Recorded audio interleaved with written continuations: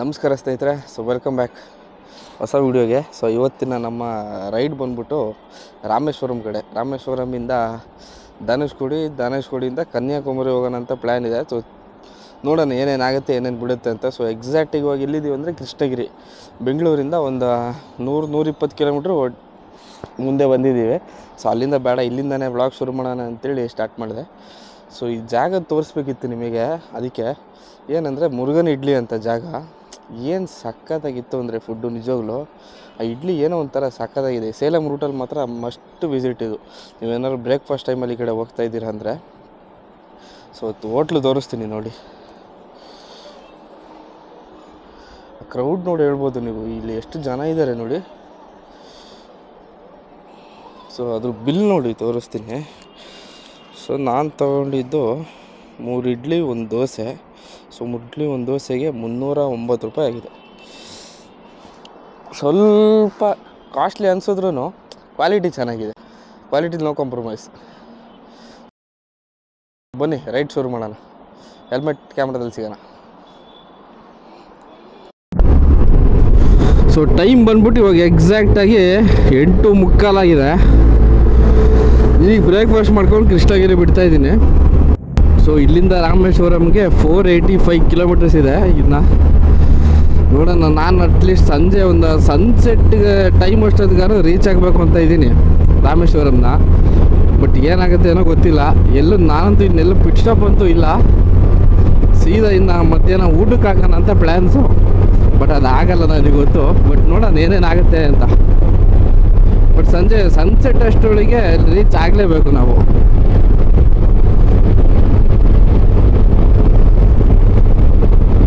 ಏನಂದರೆ ಹೈವೇ ಮಾತ್ರ ಸಕ್ಕತ್ತಾಗಿದೆ. ಪೂರ್ತಿ ಬೆಂಗಳೂರಿಂದ ಆಲ್ಮೋಸ್ಟ್ ನಾನು ರಾಮೇಶ್ವರಂ ಅಲ್ಲ ಕನ್ಯಾಕುಮಾರಿ ಹೋಗ್ತೀನಿ ಅಂದರೂ ಅಲ್ಲಿ ತನಕ ಸಕ್ಕತ್ತಾಗಿದೆ ಹೈವೇ ಬಗ್ಗೆ ಮಾತಾಡೋಂಗಿಲ್ಲ. ನಮ್ಮ ಗಣಪಂದು ಅಲ್ಲೇ ವೈಬ್ ಶುರುವಾಗ್ಬಿಟ್ಟಿದೆ ನೋಡಿ. ಇಲ್ಲಿ ಎಲ್ಲ ಹಾಕೊಂಡು ಹೋಗ್ತಾವ್ರೆ. ಇದೆಲ್ಲ ಮೋಸ್ಟ್ಲಿ ಬೆಂಗಳೂರಲ್ಲಿ ಮ್ಯಾನುಫ್ಯಾಕ್ಚರ್ ಆಗಿರೋದು ಅನಿಸುತ್ತೆ. ಎಲ್ಲ ತಮಿಳ್ನಾಡಿಗೆ ಹೋಗ್ತಿರೋದು. ಇನ್ನೇನು ಹಬ್ಬ ಬಂತಲ್ಲ, ನೆಕ್ಸ್ಟ್ ವೀಕ್ ಹಬ್ಬ.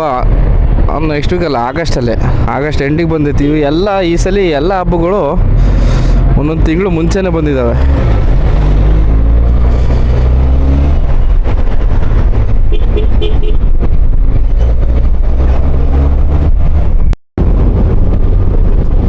ಮೌಂಟೇನ್ಸ್ ಎಲ್ಲ ನೋಡಿ ಏನು ಸಕ್ಕತ್ತಾಗಿ ಕಾಣ್ತಾ ಇದೆ ಅಂತ. ನಾನಿವತ್ತು ಫುಲ್ ಮಳೆ ಇರುತ್ತೆ ಈ ಕಡೆ ಎಲ್ಲ ಅಂತ ತಿಳ್ಕೊಂಡಿದ್ದೆ. ಬಟ್ ಏನಿಲ್ಲ, ವೆದರ್ ಹೆಂಗೋ ಸದ್ಯ ಕ್ಲಿಯರ್ ಆಗೈತೆ. ಸದ್ಯಕ್ಕೆ ಮಧ್ಯಾಹ್ನ ಮೇಲೆ ಏನಾಗುತ್ತೆ ಅಂತ ಏನು ಗೊತ್ತಿಲ್ಲ. ಬಟ್ ಸದ್ಯಕ್ಕಂತೂ ಕ್ಲಿಯರ್ ಆಗಿದೆ. ಏನು ಸಕ್ಕತ್ತಾಗಿ ಕಾಣ್ತಿದೆ ನೋಡಿ ಅದೆಲ್ಲ ಲ್ಯಾಂಡ್ಸ್ಕೇಪ್ಸು. ಇಷ್ಟು ತನಕ ಬೆಟ್ಟ ಇರಲಿಲ್ಲ. ಇವಾಗ ಕೃಷ್ಣಗಿರಿ ದಾಟಿದ ಮೇಲೆ ಇದು ಸ್ವಲ್ಪ ಮೌಂಟೇನ್ಸ್ ಎಲ್ಲ ಶುರುವಾಗಿರೋದು. ಈ ಕಡೆ ಅಂತೂ ಫುಲ್ ಡ್ರೈ ಆಗಿ ಹೋಗಿದೆ. ಮಳೆನೇ ಬಂದಿಲ್ವಾ ಅಂತ ನನ್ನ ಅಂದಾಜು.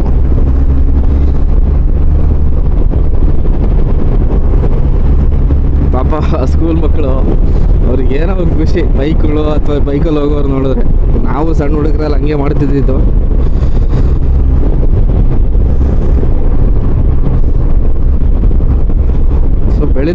ಬೆಳೀತಾನೆ ಅದೊಂದು ಪ್ಯಾಷನ್ ಆಗಿಬಿಡುತ್ತೆ. ಬೈಕ್ ಓಡಿಸ್ಬೇಕು, ಅಂಥ ಜಾಗಕ್ಕೆ ಹೋಗ್ಬೇಕು ಅಂತೇಳಿ. ಬಟ್ ಏನಂದರೆ ಎಲ್ಲ ಒಂದು ಒಳ್ಳೆ ಉದ್ದೇಶದಿಂದ ಮಾಡಬೇಕಷ್ಟೆ. ಸೋ ಫಾರ್ ಸೋ ಗುಡ್, ಏನೂ ತೊಂದರೆ ಇಲ್ಲ. ಬೈಕ್ ಅಂತೂ ತುಂಬ ಚೆನ್ನಾಗಿ ಪರ್ಫಾರ್ಮ್ ಮಾಡ್ತಾ ಇದೆ. ಈ ರಾಮೇಶ್ವರಮು, ಕನ್ಯಾಕುಮಾರಿ, ಧನುಷ್ಕೋಡಿ ಇವೆಲ್ಲ ಹೊಸ ಜಾಗಗಳು, ನನಗೆ ಹೋಗೇ ಇಲ್ಲ. ಇದೇ ಫಸ್ಟ್ ಟೈಮ್ ಹೋಗ್ತಾ ಇರೋದು. ಸ್ವಲ್ಪ ಎಕ್ಸೈಟ್ಮೆಂಟಲ್ಲಿ ಇದ್ದೀನಿ. ಆ ಎಕ್ಸೈಟ್ಮೆಂಟ್ ರೈಟ್ ಮುಗಿಯೋ ತನಕ ಹಿಂಗೆ ಇದ್ದರೆ ಚಂದ ಅಲ್ಲ, ಇರುತ್ತೆ. ಯಾಕೆಂದರೆ ನಾನು ಆ ಥರ ಯಾವತ್ತೂ ರೈಡಿಗೆ ಹೋದಾಗ ಮೂಡ್ ಆಫ್ ಎಲ್ಲ ಏನು ಮಾಡ್ಕೊಂಡಿಲ್ಲ.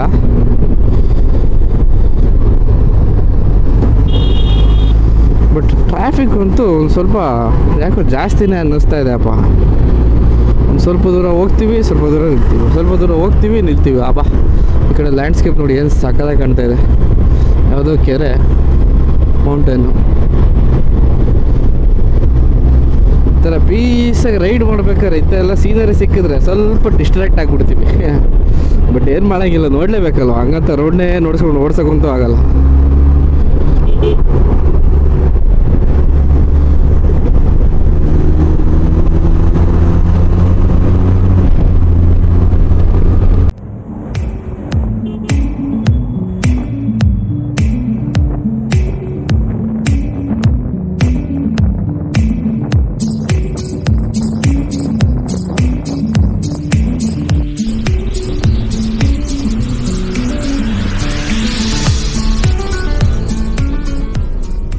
ಗಾಡಿ ಅಂತೂ ಬಟ್ಟರ್ ಸ್ಮೂತ್ ಆಗಿಬಿಟ್ಟಿದೆ. ಮೊನ್ನೆ ರೀಸೆಂಟಾಗಿ ಸರ್ವಿಸ್ ಮಾಡಿಸಿದ್ಮೇಲೆ ಎಲ್ಲೂ ತೆಗ್ದಿರ್ಲಿಲ್ಲ ಗಾಡಿನ.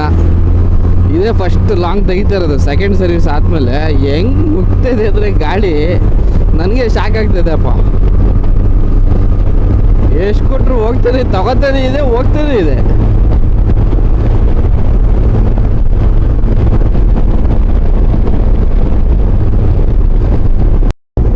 ಸೊ ಈ ಕಡೆ ಕಾಣ್ತಿರೋದೆಲ್ಲ ಧರ್ಮಪುರಿ ಸಿಟಿ. ಅದು ನಾವು ಈ ಕಡೆ ಬೈಪಾಸ್ ತಗೊಂಡು ಈಗ ನೆಕ್ಸ್ಟ್ ಸೇಲಮ್ಗೆ ಇನ್ನೊಂದು 60ರಿಂದ 65 ಕಿಲೋಮೀಟ್ರ್ ಇದೆ. ಬಟ್ ಏನಪ್ಪ ಈ ರೋಡಲ್ಲಿ ಸಿಕ್ಕಾಬಿಟ್ಟೆ ಲಾರಿಗಳು ಸ್ನೇಹಿತರೆ.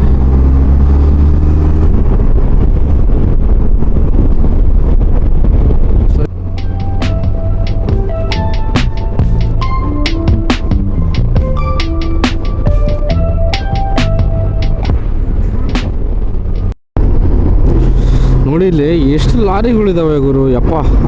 ಇದನ್ನು ತಪ್ಪಿಸಿ ಹೋಗೋಷ್ಟಿಗೆ ಸಾಕಾಗಿ ಹೋಗ್ತಾ ಇದೆ. ಏಕನು ಲಾರಿಗಳಿದಾವೆ.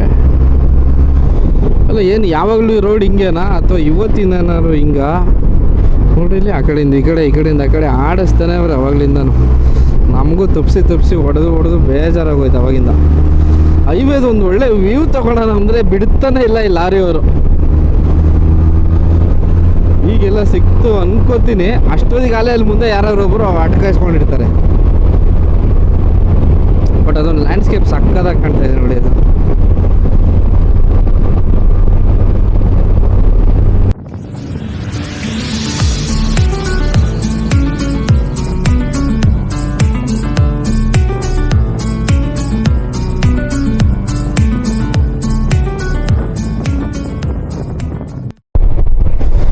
ಬೆಟ್ಟದ ಹತ್ರನೇ ಬಂದ್ವಿ ಅನ್ನಂಗೆ ಆಗ್ತಾಯಿದೆ ಮಾತ್ರ ಇದು ನಿಜವಾಗ್ಲು.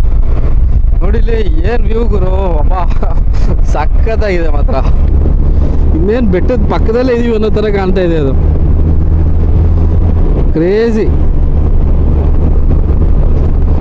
ಸೊ ಇಂಥ ಎಲ್ಲ ಒಳ್ಳೆ ಲ್ಯಾಂಡ್ಸ್ಕೇಪ್ಗಳಿದ್ರೆ ರೈಡ್ ಮಾಡೋಕ್ಕೊಂದು ಒಳ್ಳೆ ಖುಷಿ ಆಗುತ್ತೆ ನಿಜವಾಗ್ಲು. ಏನು ಕಾಣ್ತಾ ಇದೆ ನೋಡಿ ಅದೆಲ್ಲ ಪೂರ್ತಿ. ಬಟ್ ಈ ನೇಚರ್ ಇದೆಯಲ್ಲ, ರೈಡ್ ಮಾಡ್ಬೇಕಾದ್ರೆ ತುಂಬ ಡಿಸ್ಟ್ರಾಕ್ಟ್ ಮಾಡಿಬಿಡುತ್ತೆ ನಮ್ಮನ್ನು. ಡಿಸ್ಟ್ರಾಕ್ಟ್ ಆಗಬಾರ್ದು. ನೋಡಬೇಕು, ರೋಡ್ ನೋಡಬೇಕು, ಅದನ್ನು ನೋಡಬೇಕು, ರೋಡು ನೋಡಬೇಕು. ಏನು ಸಖತ್ತಾಗಿತ್ತು ನೋಡಿ ಅದು.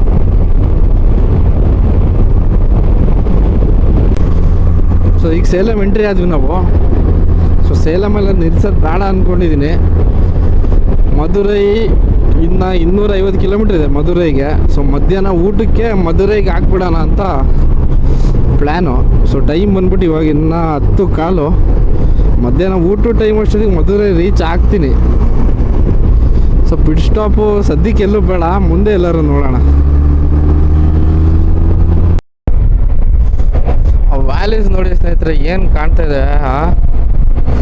ಸಕ್ಕದಾಗಿ ಕಾಣ್ತಾ ಇದೆ ಮಾತ್ರ ಯಪ್ಪ. ಸೊ ಇದು ಸೇಲಂ ಸಿಟಿ ಹಿಂದೆ ಹೋಯ್ತಲ್ಲ ಪೂರ್ತಿ. ಇಲ್ಲಿಂದ ನಾವು ನೆಕ್ಸ್ಟ್ ನಮಗೆ ಸಿಗೋ ಊರು ಈರೋಡ್ ಅನಿಸುತ್ತೆ. ಈರೋಡ್ ಆದಮೇಲೆ ಮಧುರೈ. ನೋಡೋಣ ಬನ್ನಿ ಇನ್ನು ಏನೇನಿದೆ. ಅಣ್ಣ ಏನು ಬೇಡ, ಶೆಕೆ ಸಿಕ್ಕಾಪಟ್ಟೆ ಇದೆ. Tea coffee ಕುಡಿಯೋಕ್ಕಾಗಲ್ಲ. ಸೊ ಸಣ್ಣದಾಗಿ ಒಂದು ಪಿಟ್ ಸ್ಟಾಪ್ ಹಾಕೊಂಡೆ ಆಯಿತಾ. ಸೇಲಮ್ಮಿಂದ ಒಂದು 20 ಕಿಲೋಮೀಟ್ರು ದೂರ ಬಂದಿದ್ದೀನಿ.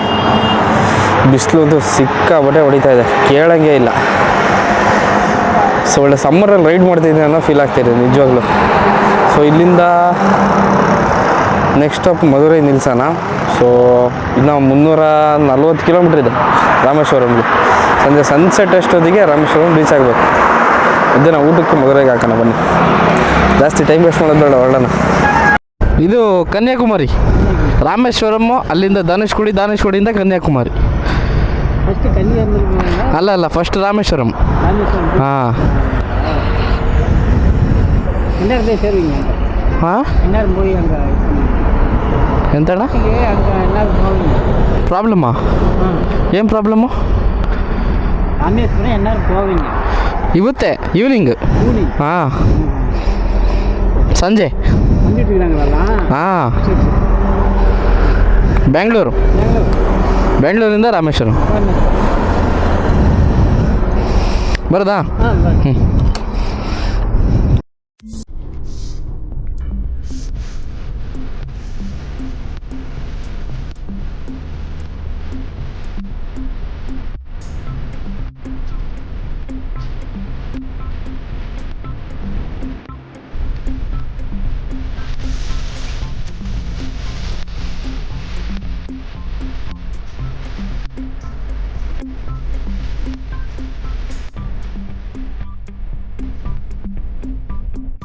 ಸೊ ಇದು ನೋಡಿ ನಂಗೆ ಸ್ವಲ್ಪ ಡಿಫ್ರೆಂಟ್ ಅನ್ನಿಸ್ತು ನೋಡಿ. ರೋಡ್ ಆ ಕಡೆ ಈ ಕಡೆ ಎಲ್ಲ ಫುಲ್ಲು ಬೇವಿನ ಮರಗಳನ್ನೇ ಹಾಕಿದ್ದಾರೆ. ಹಾಂ, ನಮ್ಮ ಕಡೆ ಬೇವಿನ ಮರಗಳು ರೋಡ್ ಮಾಡಿ ಹುಡ್ಕೋದೇ ಕಷ್ಟ ಆಗಿದೆ. ಇಲ್ಲಿ ಆ ಕಡೆ ಈ ಕಡೆ ರೋಡ್ ಬದಿಗಳಲ್ಲಿ ಎಲ್ಲ ಪೂರ್ತಿ ಅಲ್ಲಿ 2 ಕಿಲೋಮೀಟ್ರ್ ಆಯ್ತೇನೋ, 2 ಕಿಲೋಮೀಟ್ರಿಂದ ಪೂರ್ತಿ ಏಕ ಬೇವಿನ ಮರಗಳು ಹಾಕಿದ್ದಾರೆ. ನೋಡ್ರಿ ಅಲ್ಲಿ ಗಂಟನೂ ಏಕನೂ ಇದ್ದಾವೆ ಬೇವಿನ ಮರಗಳು, ಆ ಕಡೆನೂ ಅಷ್ಟೇ.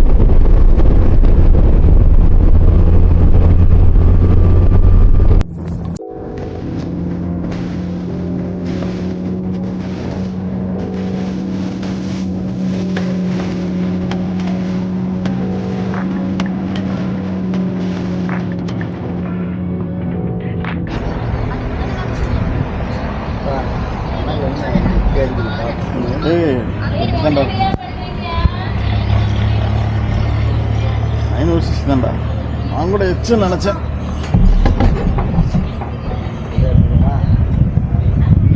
உட்காந்து எடுக்கணுமா நின்று எடுக்கணுமா? நீ படுத்துட்டு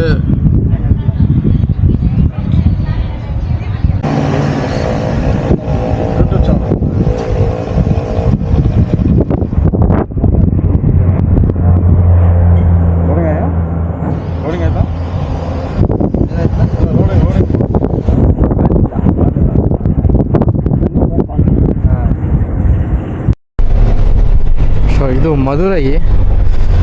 ಮಧುರೈ ಎಂಟ್ರಿ ಆಗಿದೆ. ಇವಾಗ ಟೈಮ್ ಬಂದ್ಬಿಟ್ಟು 1:50.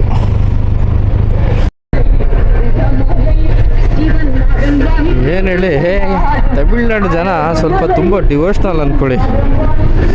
ನಮ್ಮ ಕಡೆನೂ ಪೂಜೆ ಗೀಜೆಲ್ಲ ಮಾಡ್ತೀವಿ, ಬಟ್ ಇಲ್ಲಿ ನಮ್ಗಿಂತ ಜಾಸ್ತಿ ಮಾಡ್ತಾರೆ.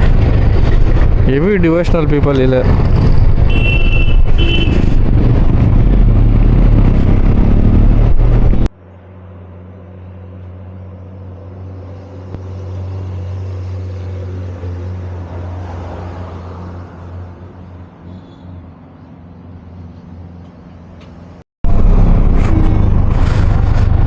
ಊಟ ಮಾಡೋಣ ಬನ್ನಿ ಸ್ನೇಹಿತರೆ. ಇದು ಯಾವುದೋ ಕಿಂಗ್ ಆಫ್ ಧಾಬಾ ಅಂತೆ. ನೋಡೋಣ ಏನು ಸಿಗುತ್ತೆ.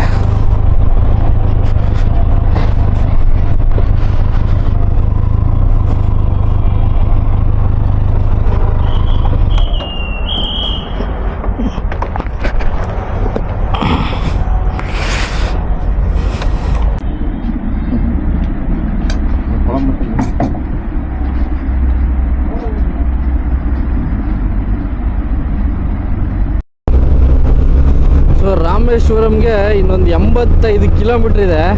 ಅವಾಗಲಿಂದ ಬಿಸಿಲು ಹೊಡೆದು ಇವಾಗ ಒಂದು ಸ್ವಲ್ಪ ಮೋಡ ಆಗಿದೆ. ಮಳೆ ಬರೋ ಚಾನ್ಸಸ್ ಕಮ್ಮಿ, ಬಟ್ ರೈಡ್ ಮಾಡೋಕ್ಕಂತೂ ಚೆನ್ನಾಗಿದೆ. ಇವಾಗ ಬಿಸಿಲಿಲ್ಲ, ಸ್ವಲ್ಪ ಮೋಡ ಆಗಿದೆ. ನನ್ನ ಅಂದಾಜು ಒಂದು 5:15, 5:45 ಅಷ್ಟೊತ್ತಿಗೆ ರಾಮೇಶ್ವರಂ ರೀಚ್ ಆಗ್ಬೋದು ಅನ್ಕೋತೀನಿ.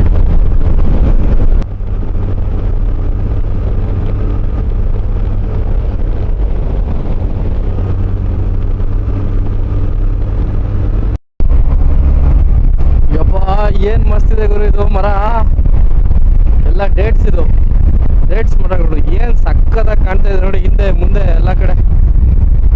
ಓ ಮೈ ಗಾಡ್, ಏನು ಇನ್ನೊಂದು 25 ಕಿಲೋಮೀಟರ್ ಇದೆ ಅಷ್ಟೇ.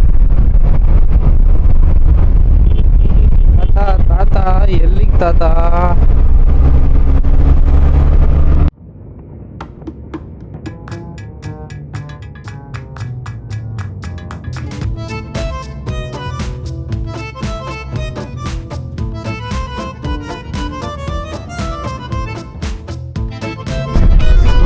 ಸಮುದ್ರ ಕಾಣ್ತು ಆಗ್ಲೇ.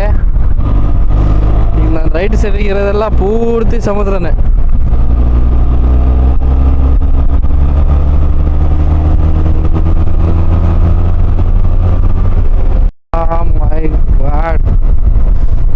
ವ್ಯೂ ನೋಡಿ, ಈ ಕಡೆ ಸಮುದ್ರ, ಈ ಕಡೆ ಸಮುದ್ರ, ಮಧ್ಯದಲ್ಲಿ ಬ್ರಿಡ್ಜು, ಕ್ರೇಜಿ ಫೀಲಿಂಗ್ ಮಾತ್ರ. ಇದೇ ಜಾಗಕ್ಕೋಸ್ಕರ 600 ಕಿಲೋಮೀಟ್ರ್ ಬಂದಿದ್ದೀವಿ. ಫೈನಲಿ ರೀಚ್ ಆದ್ವಿ.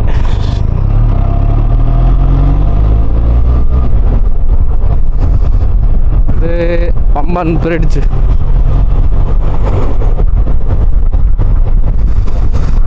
ಮೈ ಗಾಡ್, ಕ್ರೇಜಿ. ಇದೇ ಸ್ನೇಹಿತರೆ ಪಂಬನ್ ಬ್ರಿಡ್ಜು.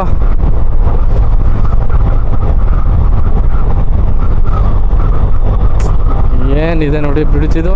ಅಬ್ಬಾ ಬಾಬಾ,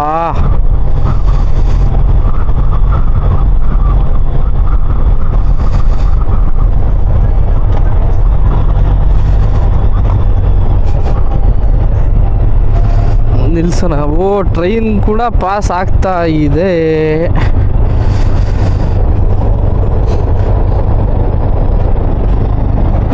ಕರೆಕ್ಟ್ ಟೈಮಿಗೆ ಬಂದ್ವಿ ಮಾತ್ರ ನಾವು. ಈ ಸೀನ್ ನೋಡಿ, ಇದು ಟ್ರೈನ್ ಪಾಸ್ ಆಗ್ತಿದೆ. ಅಪ್ಪ,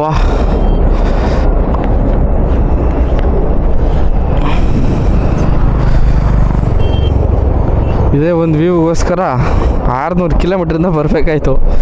ಯಪ್ಪ, ಈ ಕಲರೇ ಚೇಂಜ್ ಇಲ್ಲ, ಇದು ಪೂರ್ತಿ.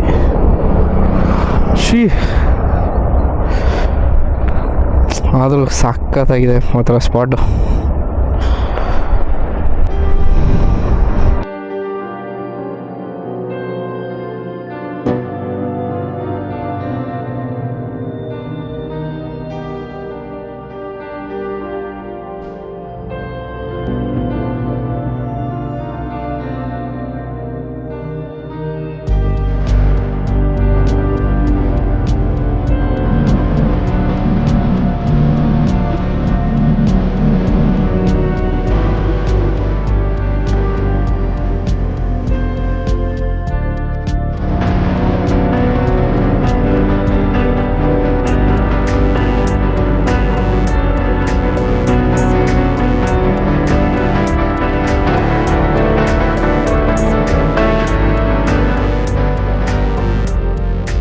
ನೋಡಿ, ಪೂರ್ತಿ ಎಲ್ಲ ಬೋಟ್ಗಳು ನಿಂತಿದ್ದಾವೆ ಆ ಕಡೆ. ನನ್ನ ಅಂದಾಜು ಒಂದು 500 ಬೋಟ್ ನಿಂತಿರ್ಬೋದು ನಾವು. ಫುಲ್ ಬೋಟ್ಗಳಿದ್ದಾವೆ ಆ ಕಡೆ. ಸೊ ನನ್ನ ಹಿಂದೆ ನೋಡ್ತಾ ಇದ್ದೀರಲ್ಲ, ಇದೇ ದಿ ಗ್ರೇಟ್ ಪಂಬನ್ ಬ್ರಿಡ್ಜ್. ಹೆಂಗಿದೆ ಲೊಕೇಶನ್ ಅಂದರೆ ನಿಜ ಸಕ್ಕತ್ತಾಗಿದೆ. ಬೆಳಗ್ಗೆಯಿಂದ ಹರ್ಕೊಂಡು 600 ಕಿಲೋಮೀಟ್ರ್ ಡ್ರೈವ್ ಮಾಡ್ಕೊಂಡು ಬಂದಿದ್ದಕ್ಕೂ ಒಂದು ವರ್ತ್ ಪ್ಲೇಸ್ ಮಾತ್ರ. ನೋಡಿ ಇಲ್ಲಿ ಏನು ಕ್ರೇಜಿ ಇದೆ ನೋಡಿ. ಈ ಅಪ್ಪ, ಇನ್ನೊಂದು ಸ್ವಲ್ಪ ಸನ್ ಇದ್ದಿದ್ರೆ ಇನ್ನೂ ಮಸ್ತ್ ಇರೋದು. ಏನು ಮಾಡ್ತೀರಾ, ಸನ್ ಒಂದಿಲ್ಲ. ಇರಲಿ, ಆದರೂ ಪ್ಲೇಸಲ್ಲಿ ಮೋಸ ಮಾಡಲಿಲ್ಲ. ಸಕ್ಕತ್ತಾಗಿದೆ ಮಾತ್ರ ಲೊಕೇಶನ್.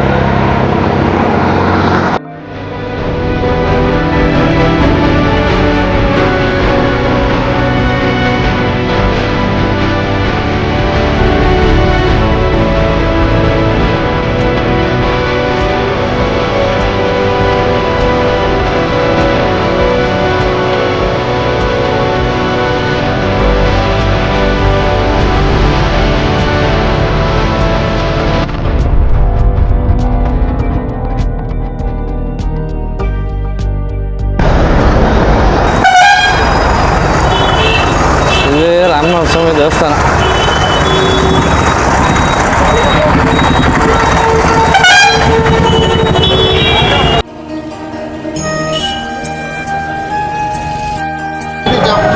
ಸೊ ಓಪನ್ ಇದ್ದರೆ ಇವಾಗಲೇ ಹೋಗಿ ಬಂದ್ಬಿಡೋಣ ಅಂತೇಳಿ ಒಂದು ಅರ್ಧ ಗಂಟೆ ಓಪನ್ ಇದೆಯಂತೆ.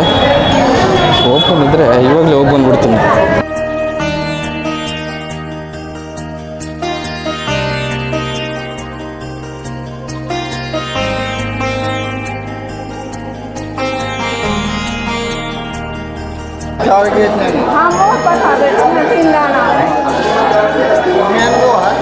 ಸಖತ್ತಾಗಿದೆ ಮಾತ್ರ. ಬೆಳಗ್ಗೆ ಹೋಗೋಣ ಅಂದ್ಕೊಂಡಿದ್ದೆ, ಅದೃಷ್ಟ ಸಿಕ್ಕಿದ್ರೆ ಇವಾಗಲೇ ಹೋಗಿ ಬಂದ್ಬಿಡೋಣ. ದರ್ಶನ ಮಾಡೋಕ್ಕೆ ಅವಕಾಶ ಸಿಕ್ಬಿಟ್ರೆ ಇವಾಗಲೇ ಮಾಡ್ಕೊಬಂದ್ಬಿಡೋಣ. ಯಾಕೆಂದರೆ ನಾಳೆ ಶನಿವಾರ ಬೇರೆ, ಫುಲ್ ರಶ್ ಆಗಿಬಿಟ್ರೆ ಕಷ್ಟ. ಏನು ಇದೆ ಗುರು ದೇವಸ್ಥಾನ ಇದು. ಅಪ್ಪ, ನನ್ನ ಲೈಫಲ್ಲಿ ಮೊದಲನೇ ಜ್ಯೋತಿರ್ಲಿಂಗ ದರ್ಶನ ಮಾಡೋದು ಇವತ್ತು, ಏನಾದ್ರು ದರ್ಶನ ಮಾಡಿದ್ರೆ.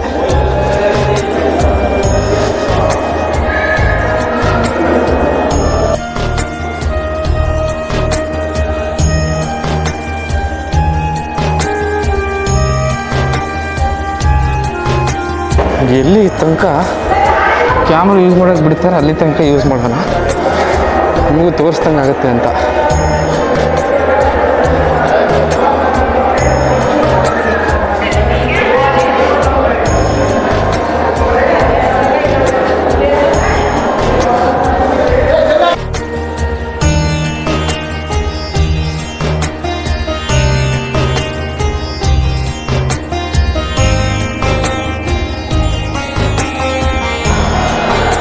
ಒಳ್ಳೆ ದರ್ಶನ ಆಯಿತು ಮಾತ್ರ, ನಿಜವಾಗ್ಲೂ ಆಗುತ್ತೆ ಅಂತ ನಂಗೆ ಗೊತ್ತೇ ಇರಲಿಲ್ಲ. ಫ್ರೆಶ್ ಆಗಿ ಬಂದಿದ್ದೆ ಮಾತ್ರ ರೈಡ್ ಮುಗಿಸ್ಕೊಂಡು.